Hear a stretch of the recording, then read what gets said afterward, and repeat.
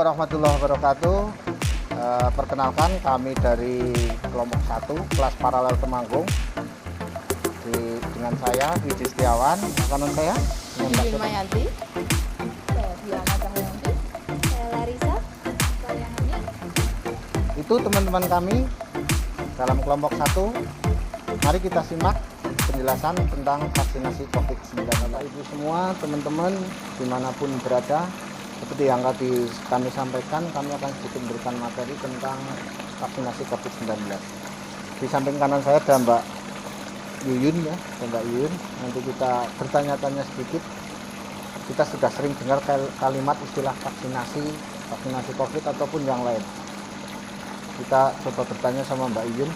Gimana Mbak Yuyun, vaksinasi COVID sedang gencar dijalankan, tapi mungkin sebagian masyarakat tidak ngerti pengertian dasar dari vaksinasi itu sebenarnya apa Mbak Yuyun? Baiklah, saya akan menjelaskan untuk pengertian tentang vaksinasi. Vaksinasi adalah pemberian vaksin yang khusus diberikan dalam rangka menimbulkan atau meningkatkan kekebalan seseorang secara aktif terhadap suatu penyakit, sehingga apabila suatu saat orang tersebut terpapar dengan penyakit, tidak akan sakit atau hanya mengalami sakit ringan dan tidak menjadi sumber penularan. Itu. Jadi boleh saya garis bawahi Mbak Yuyun, prinsipnya vaksinasi adalah menambah kekebalan. Jika kita terkena suatu penyakit, maka terkenanya itu dari yang ringan sampai sedang, tidak sampai pada tahapan dirawat atau gejala berat ya. Kira-kira seperti itu ya. Iya, betul Pak. Jadi itu teman-teman pengertian tentang vaksinasi. Selanjutnya kita akan berbicara tentang vaksinasi COVID-19. Tadi kita sudah mengerti tentang pengertian dari vaksinasi secara umum. Sekarang apa sih tujuan dari vaksinasi COVID-19? Kita tanya sama Mbak Larissa atau lebih akrab dipanggil Mbak Lala. Monggo Mbak Lala. Tujuan atau maksudnya dari pemberian vaksinasi COVID-19 itu sebenarnya apa sih? Untuk bisa dimengerti atau dipahami oleh masyarakat atau khalayak umum. Kenapa sekarang pemerintah menggalakkan harus diberikan vaksin COVID-19?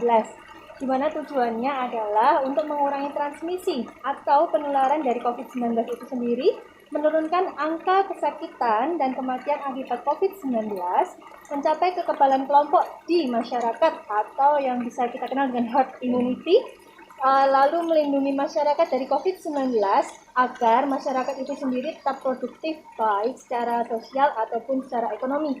Jadi masyarakat itu tidak takut lagi untuk bekerja dan lain-lain, tapi tetap menerapkan protokol kesehatan. Itu tujuan dari vaksinasi COVID-19. Yang perlu digarisbawahi adalah meskipun sudah divaksinasi COVID-19, tetap ingat dan menjalankan Protokol kesehatan 3M. memakai masker, mencuci tangan, dan menjaga jarak. Betul. Ingat, vaksinasi tidak mencegah kuman masuk, yang mencegah adalah bagaimana kita menjalankan protokol kesehatan. Tuh, kira-kira penjelasan tentang tujuan vaksinasi COVID-19. Baik, tadi ada pengertian vaksin sudah disampaikan, vaksinasi COVID-19 juga sudah disampaikan. Sekarang kita juga harus tahu gambarannya, prosesi dari vaksinasi COVID-19 itu seperti apa sebenarnya. Jadi di situ ada alur yang namanya alur. Kita harus tahu, paham ketika masyarakat datang ke fasilitas vaksinasi, dia harus sudah paham dan tidak bingung lagi. Kita tanyakan pada teman saya Mbak Nani, gimana Mbak Nani dengan alur vaksinasi COVID-19? Saya dengar-dengar ada beberapa meja gitu yang harus dilalui dari para peserta vaksin. Monggo Mbak Nani. Ya, betul sekali Pak Widi. Nanti pada saat dilakukan vaksinasi kita terdiri dari 4 meja. Di meja pertama yaitu pendaftaran. Nanti para peserta akan menunjukkan etiket yang sudah terdaftar. Kemudian para petugas akan memverifikasi dengan menggunakan NIK. Kemudian di meja 2 ada screening. Nanti petugas akan melakukan anamnesa, tanya jawab tentang seputar kesehatan peserta, dan nanti akan dilakukan pemeriksaan fisik seperti tekanan darah, kemudian nadi dan lain-lain. Meja ketiga yaitu dilakukan vaksinasi. Nanti para peserta akan diberikan suntikan vaksin di lengan atas. Kemudian di meja 4 yaitu evaluasi. Nanti para peserta akan diobservasi selama 30 menit jika terjadi atau terjadi tanda-tanda kipi. Jadi itu bisa saya garis bawahi, yang pertama ada 4 meja yang harus dilalui oleh setiap peserta. Alur itu harus terpenuhi, urut dari 1, 2, 3, dan 4. Yang pertama tadi sampaikan ada etiket, dan yang harus dibawa di situ berarti kita harus paham nomor induk kependudukannya ya, berarti harus bawa KTP paling enggak di situ. Terus meja 2 yang harus digarisbawahi adalah riwayat kesehatannya juga harus diceritakan secara jujur, secara jujur, biar nanti untuk menentukan bisa dilanjut untuk tindakan vaksinasi atau tidak, terutama untuk masyarakat yang memiliki komorbid. Seandainya gagal, berarti nanti akan diulang oleh sistem ya, yang ulang bukan dari petugas vaksinasi di vaskes tersebut. Terus yang ketiga, kaitan pemberian vaksin, ini banyak masyarakat yang takut juga ini Mbak Nani. Nanti mungkin Mbak Nani nanti akan memberikan tip-tipnya bagaimana biar tidak takut saat akan diberikan injeksi vaksinasi. Di situ memang titik sentralnya di situ. Selain dari petugas yang mencatat ada nomor badge-nya, ada nama obatnya, ada tanggalnya, tapi penting juga untuk masyarakat nanti perlu dijelaskan oleh Mbak Nani. Dan yang keempat, observasinya adalah 30 menit, dan di situ setiap peserta dilihat kondisi kesehatannya, apakah nanti muncul gejala kipi atau tidak. Nah ini Mbak Nani.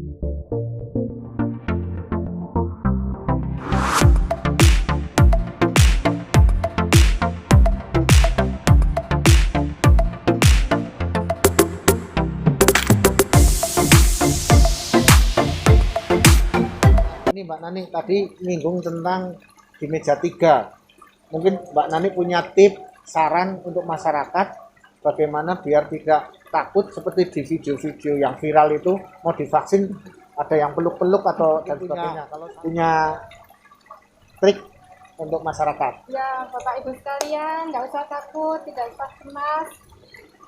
Bismillah, berdoa, semoga semuanya lancar. Petugas kesehatan selalu ada ketika Anda mengalami gejala-gejala kipi. Tetap berdoa, ayo kita vaksin bersama-sama, tidak usah takut. Oke, itu ya. Berarti jalani semua prosedur, semua proses dengan sebaik-baiknya.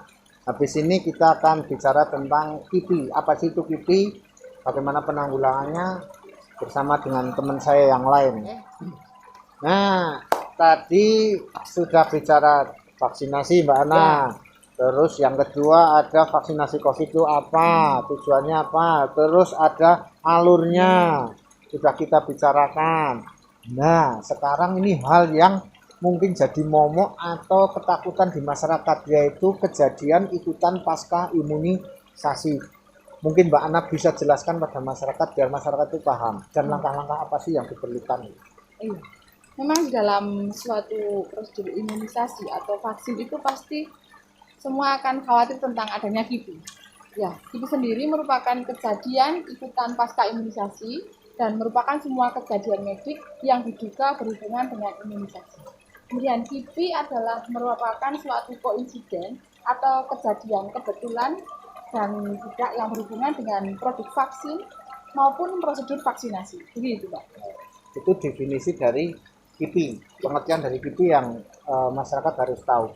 Terus apa tanda dan gejala kipi yang bisa dilihat pada seseorang yang terkena kejadian ikutan pasca imunisasi itu? Iya.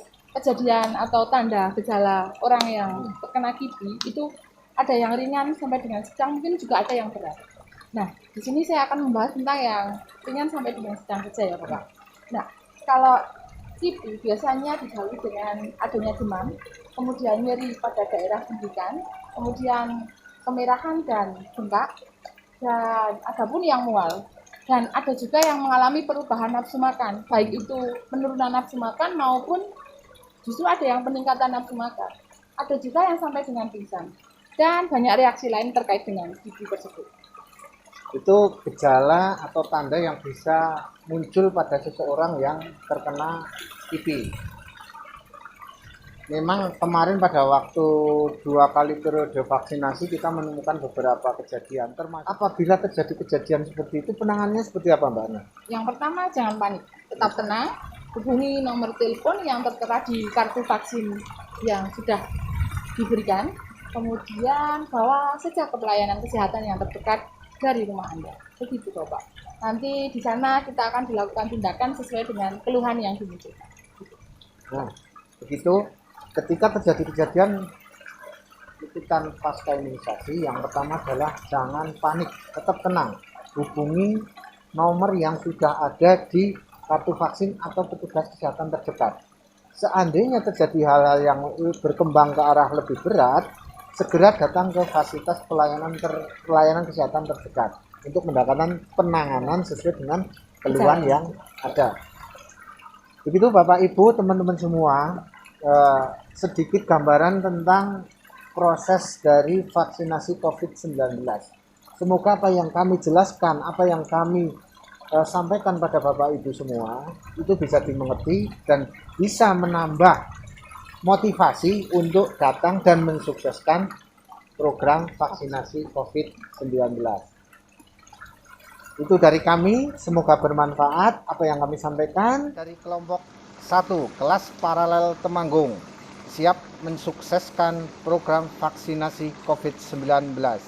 Vaksinasi COVID-19 aman dan halal.